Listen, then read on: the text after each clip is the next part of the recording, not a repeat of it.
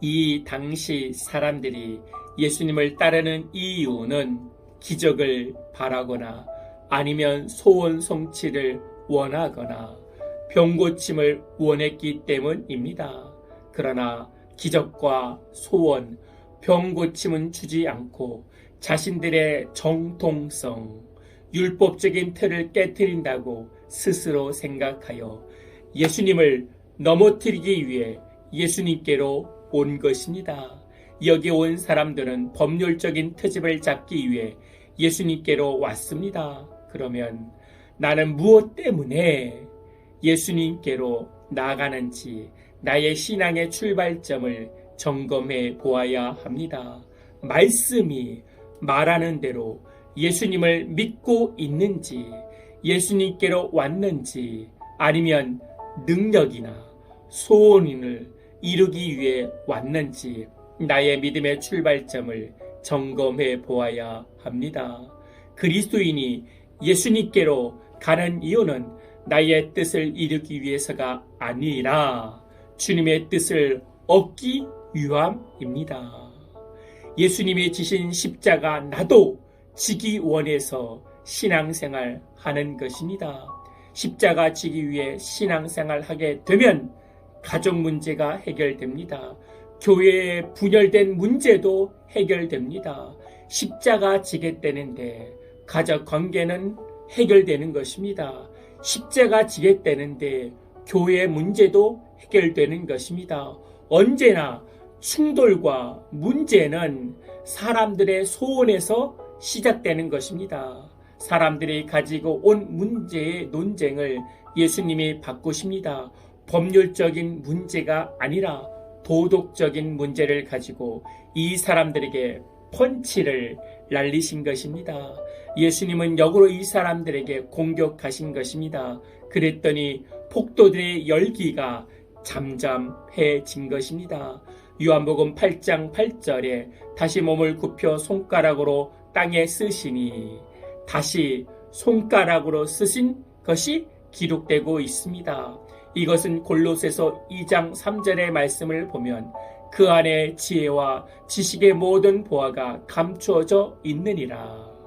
예수님 안에 있는 지혜와 지식과 모든 보화가 감추어져 있습니다. 하나님의 말씀을 깊이 묵상해 보면 오늘 본문에서 발견되어야 될 보화가 얼마나 많은지 모릅니다. 예수님의 신적인 지혜로 너희 중에 죄 없는 자가 돌로 치라 이렇게 말씀하실 때 어떤 사람들은 돌을 들고 있는 사람도 있었을 것입니다. 그러나 예수님이 압도적으로 만들어낸 평화로 말미암아 폭도들이 침묵하는 것입니다. 그들이 들고 있는 돌을 놓는 것입니다. 예수님의 신적 권능 앞에서 아무도 말을 하지 못하는 것입니다. 그것을 9절에서는 양심의 가책이라고 말씀하고 있습니다.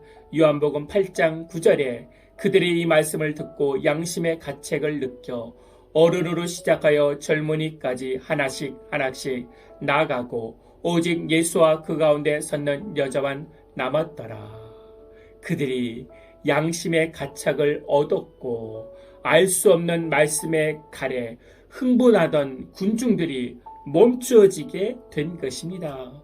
오늘 나에게 찾아오는 말씀이 칼이 되어서 끊지 못하고 있는 죄가 끊어지고 멈추어지길 기도드립니다.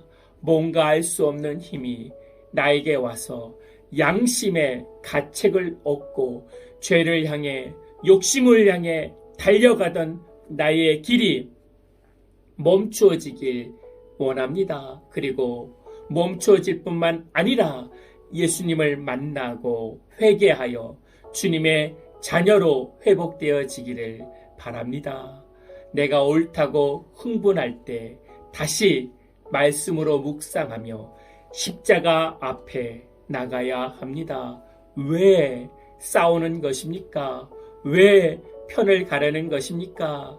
나에게 십자가가 없기 때문입니다. 사람을 죽이고 정죄하는 그리스도인이 아니라 나의 십자가를 지고 사람을 살리는 복된 그리스도인들 되어지기를 축복합니다.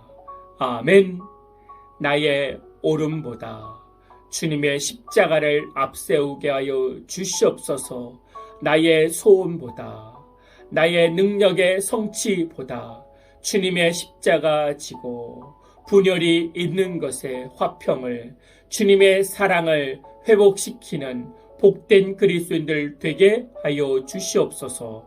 주 예수 그리스도의 이름으로 기도하옵나이다. 아멘.